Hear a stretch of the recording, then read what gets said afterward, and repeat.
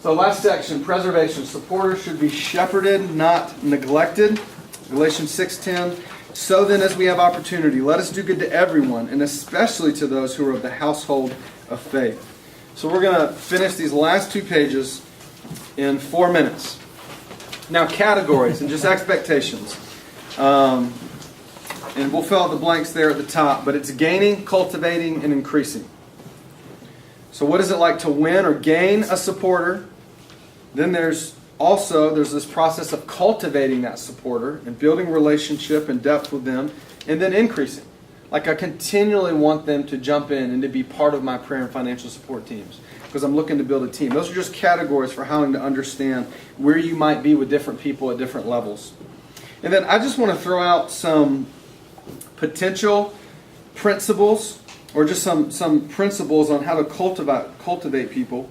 And the first one is just the potential principle. Is I'm just kind of going around and I keep, if you have a little black book for maybe dates, well, maybe you have a little black book for your support contacts. And as you get to know people and go, oh, they would be a potential person I could talk to or send a letter to. And I just try to keep, a running list of what's, going on.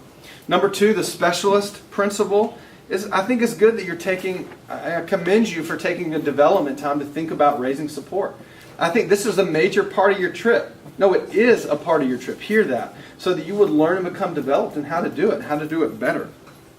3 is the visibility principle. Keeping people informed and updated, and maybe you make a magnet of your team or of yourself who's going to go on the trip. It's just, it's people live with out of sight, out of mind. So how to keep your name in your ministry in front of them. 4 is gratefulness principle. One of the key reasons, if you look on the second page, why supporters quit giving out of 100. They either transfer their support to another ministry, they die or move away, they're unhappy with your ministry, but 2/3 of them think you don't care. That's mainly what's happening. They think you don't care. And it's because you're like me, you're selfish and you're sinful. And you're ungrateful. And we don't shepherd and care for people well. And that's why we're talking about what does it mean to preserve a team. And then finally, the retention principle. It's always easier, and I'm thinking less is more, to shepherd and cultivate 5 to 10 to 12 people who are giving as opposed to maybe 80 people that give $20. And how to retain a smaller number and really care for them and really update them. And actually, if they respond to an email, you can actually respond back. I'm just thinking about your capacity and what you're able to do. And what seems to be the easiest and best way, sending out a ton of letters, may not be the best way. It may not be in terms of your time, may not be the most effective way. But how can you steward your time and your relationships the best? So, on the next page, one with this, your commitment. They have committed to you, and now your commitment begins with them. And here are several ways to strengthen the partnership to say thank you. I think not only should they be praying for you, but how about you praying for them? First blank is praying. Are you asking them for prayer requests? And maybe while you're on your trip, you're praying for them as they're praying for you. Number 2 is you're informing them, through Twitter, through your blog, through emails, through text. There's so many different ways to keep people informed. 3 is just thanking them.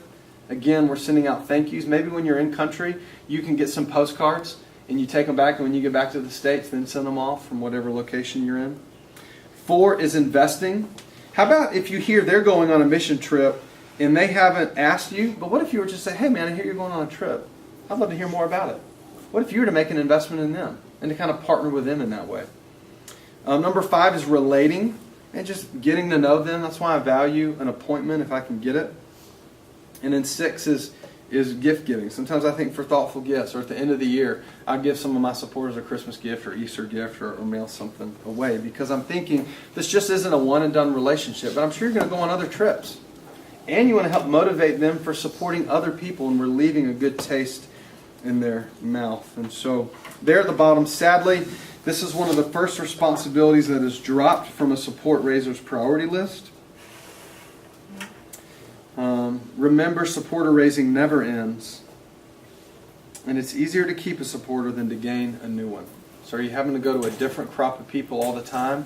Or you've left such a taste in someone's mouth that they're like, well, when are you leaving on your next trip? I'd love to be part of that because it was such a good experience. All right. Well, we just hit the top of the hour. I just put here in the back, there's more paragraphs and sentences on your team, and then the last section on page 40 are just resources for you. On name storming list, how to write out a contact letter, rough draft, a phone call, a face-to-face, how to have a face-to-face appointment. There are the 7 M's, and you can make notes there. The helpful statements you would include in your contact letter, to how to answer questions, and then your tracking pages. So there's that guy again that we talked about at the beginning with the coffee cup, begging, but hopefully we busted him up. And we're through. And the Lord bless you as you go and you raise your teams and you bring the gospel to places that know Him not yet. So I'm so thankful that you would step out in faith and be part of a commissioned people going beyond our borders into other places.